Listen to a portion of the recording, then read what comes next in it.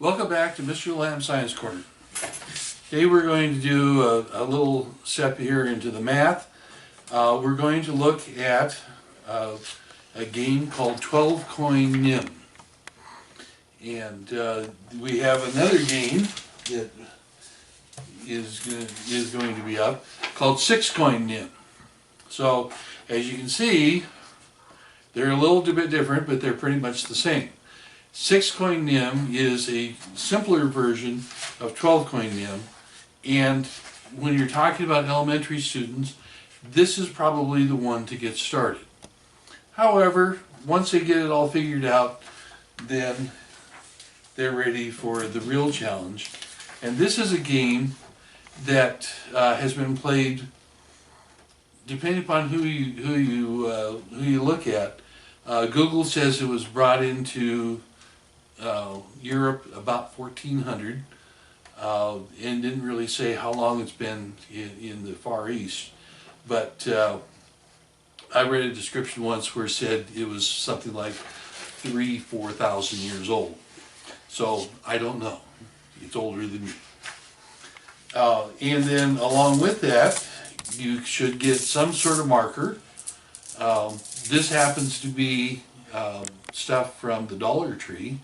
And I believe, because it's nice and shiny, that it's made to go into aquariums or terrariums or something like that. But it makes good little markers.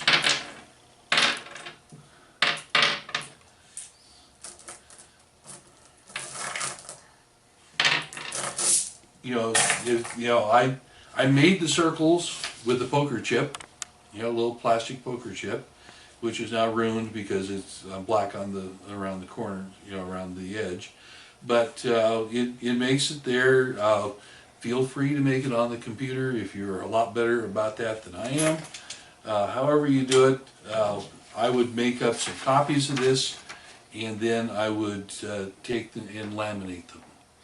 Because we all know that most elementary schools has a laminator that never stops, apparently. So I would laminate this, and maybe perhaps you would be wise to take the two of these and laminate them so that you can say, okay, kids, play with this one. Now you're ready for the full challenge. However you do it. Basically, the game is very simple. You put markers in every circle.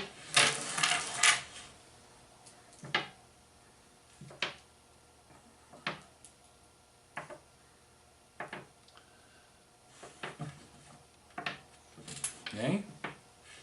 And then two people take turns, and the first person has to take at least one, and can take up to all of a single column.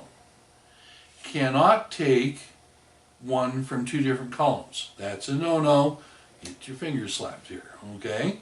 But you can take one or two, or you could take, if you want, you could take all of them, as long as it's in a single column. Okay? Now, before you get started, you need to establish the rule. The rule normally is that the person who takes the last marker wins. And one thing that you probably don't want to advertise is that there are strategies on the web to tell you how to make sure you win. So if somebody has gone like, they're smart enough to look up in the web, and they're winning consistently, change it up. Say, okay, now whoever takes the last piece loses. Because that changes the game considerably. And that should hopefully keep them going for a while. Because it's no fun if you just win every single game without even, really having to hardly think about it. The challenge is in, really pitting here. So we'll play a game here, right hand versus left hand. So I'll take 1, and then I'll take 3, and the Dexter hand will take 2 here, and the Sinister hand will take 3. They call it sinister because they used to not like left-handed people, and I can say that with a little bit of a sense of humor because my wife is left-handed, my daughter is left-handed, my father-in-law was left-handed. It made for interesting times at Thanksgiving. So we're down here and it's right-hand turn, and did we set up to whether we wanted the last win to win or to lose, taking the last marker? If you want to win, then you would go like this, and then the Sinister hand got to go like this, and then Dexter goes, I win. If you had it to where the person who takes the last marker loses, Dexter goes like this, and Sinister says, oh, I lose. So it just depends upon how you want to play it. Okay? So, one more time.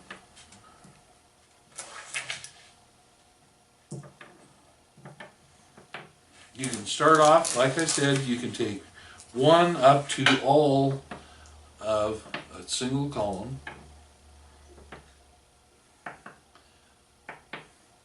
This is a great game to challenge your students, and you can play as well in here. Probably you should not look up on the web how to make sure you win, because it makes it a little nuts. And the kids like it when every once in a while the teacher loses. They do tend to go home and tell their parents that. So anyway, so Dexter and then Sinister, they're going to go for a fast game. And however it works out now, Sinister has won, because if Dexter takes 1, they take all 4. If I take 2 or 3, then they take like this. So however it works out, that would be a pretty bad maneuver by the right-handed people. So anyway, that's how we play 12 coin nim. And as far as I know, 12 coins is about as far as it goes. And no betting allowed. Okay, thank you very much. Goodbye.